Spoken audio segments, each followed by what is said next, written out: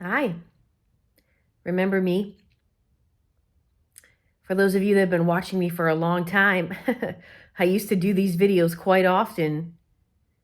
Random thoughts that I would either wake up with in the middle of the night or before I was going to bed. I did some of these videos, or it was like first thing in the morning. I'd have these thoughts. So I had to throw this one out to all of you. I don't feel like putting the lights on. It's nighttime here. When the lights go off in my house, that's it. I don't feel like putting them back on. So yeah, you're gonna sit with me perhaps for this video in the dark. I want to talk today about sex addiction to um the person that unfortunately is dealing with a partner who is a sex addict.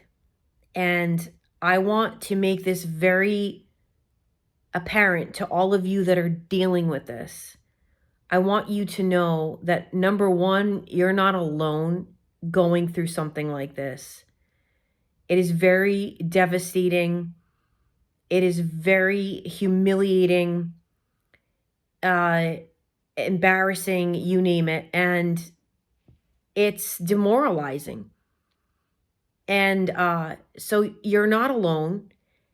And I want you to know that it's not your fault that your partner or your spouse is addicted to sex. It's a form of addiction that nobody likes to admit and or talk about nowadays because of the fact that it's just so in our face and so easily accessible on the internet and easily accessible to your fingertips at any given point. You can click on, it's a click away, you get to engage in your addiction.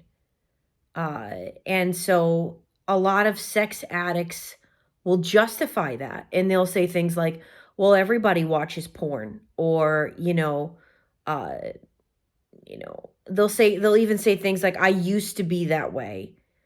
I used to be a sex addict. They'll admit this kind of thing to you, or a lot of times they're just gonna, plain hide it right in plain view, right in plain sight. They're gonna be hiding this double life that they're leading.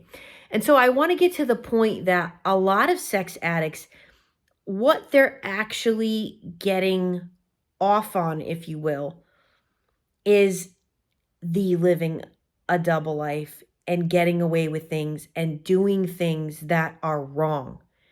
And as I've talked about before in my videos, the things that they're watching, the acts that they're engaging in only escalate and only get worse because they get desensitized to what they're actually doing, and then they have to increase what they're doing, and it gets weirder and weirder and just more and more messed up, diabolical. I know of a particular person, okay, in particular, and I'm going to tell you, this little story. They were only 27 years old when they were engaging with an extremely overweight 70 woman who was in her mid 70s, a Brown University professor. And you might ask, why? Why would a 27-year-old man engage with a particular person like this? Wouldn't they just want to find somebody their own age? Or, is it a matter of them not being attractive enough? No, it has nothing to do with any of what I've just explained to you. It has to do with the fact that it is so out there and so weird and so wrong that is what that individual enjoyed about all of it. And that's what happens. It gets to the point where they're never satisfied, and doing things like that that are so out there that would make people scratch their heads. That's the part that they are getting off on, the fact that people are scratching their heads as to what are you okay, bro? Like that kind of behavior. And so there is no comparing yourself to a person that is never satisfied with their sex life, because they're always going to be seeking more and more and more and more, the rush and the thrill. And as I've talked about before, this is how people become serial murderers, because bodies are just parts, and they're just also parts, if you will, to engage and play along with the role playing of these narcissists. You have to be a narcissist to be engaging in these kinds of things. There has to be narcissism in there to not have uh, the discipline, wherewithal, to want to stop and to want to fix these things, and to even want to go and do these things. You have to have, you are at this point, you're demented. Your brain is completely fried to want to go and do these things. And guys, it's not, it's not just, nothing against the 5-year-old Brown professor, Brown University professor, who happens to be very overweight. Like, that's just what the situation was that I know of. And I just wanted to give you guys the visual. And I mean, just,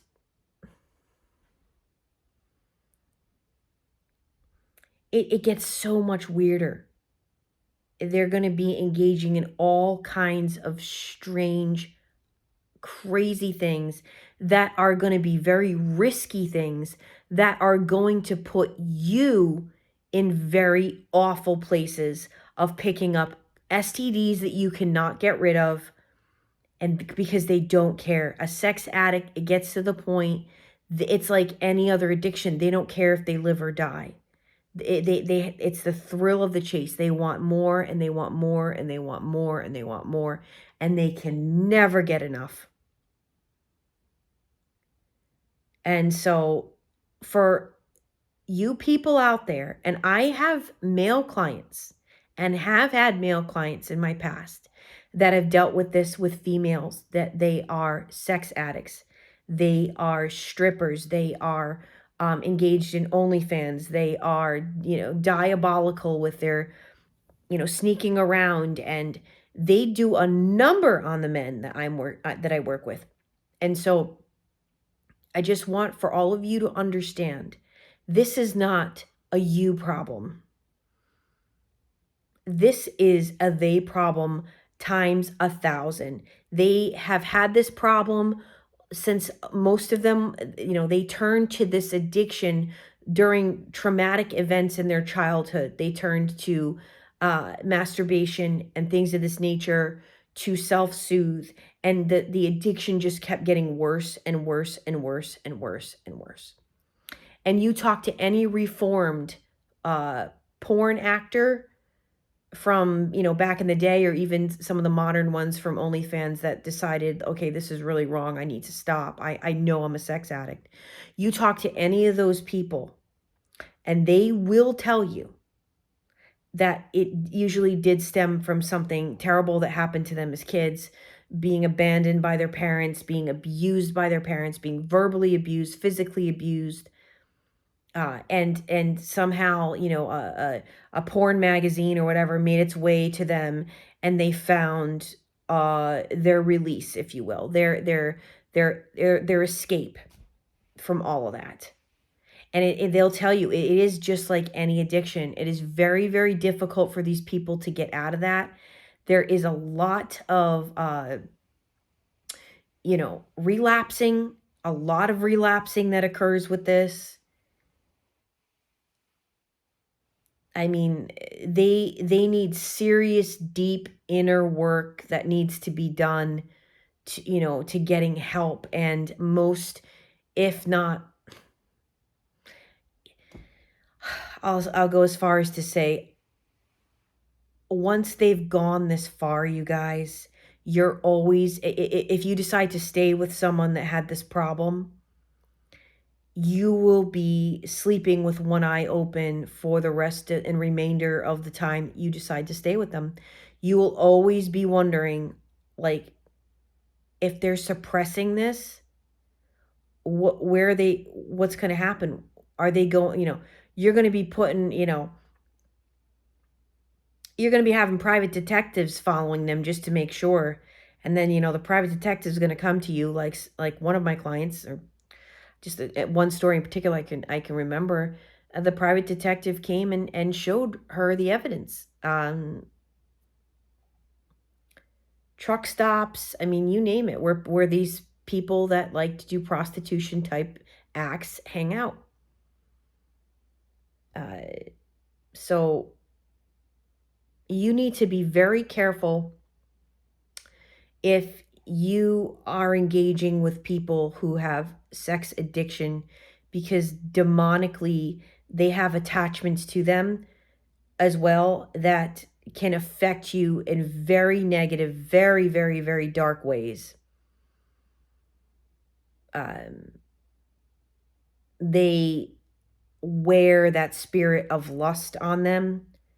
It's inside of them. It drives them. It is a part of them. They have aided in that realm and in that side to to getting ideas and increasing what they're doing and things of this nature.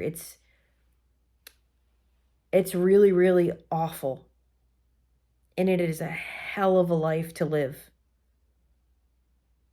and it is so far against God. It is the ultimate antichrist act, because it does not involve love making and life making, which is supposed to be what the act of sex is about. And the pleasure is the bonus. That's supposed to be what it is, but everybody has got it completely opposite. And that's why the world is the way it is, and the disease is so incredibly high out there. And so as I'm thinking of a lot of you tonight who are on my mind that have gone through this, as well as myself had to go through this with multiple partners in my over 20 years of dating, and once unfortunately being married to one, it is a nightmare that nobody should have to live through. So please heed my warning and take your time in really vetting your the person you may be interested in, because if you are not careful with stuff like this, you will ruin years of your life, precious years of your life that you will never be able to get back, trying to make it work with the person that is you cannot make it work with. It's impossible when somebody is that far gone and unwilling to do the work, and the only thing they have going for them is lip service their entire lives. They are the definition of BS con artists, and they will live that way until they die, because this is what a reprobate mind becomes. It's a reprobate. They decided this works for them. This is the way they want to go out, and they are on that trajectory, guys. And there is no hope in saving people like this. And the Bible even talks about this. You have to stay away from people like this. Well, I hope this message finds you, whatever time of the day it finds you. It gives you some type of peace inside of you to really know that this is not your fault. You didn't do anything wrong. You got involved with a narcissistic sex addict, and I am sorry that you got involved with that. And that person needs to seek Christ, needs serious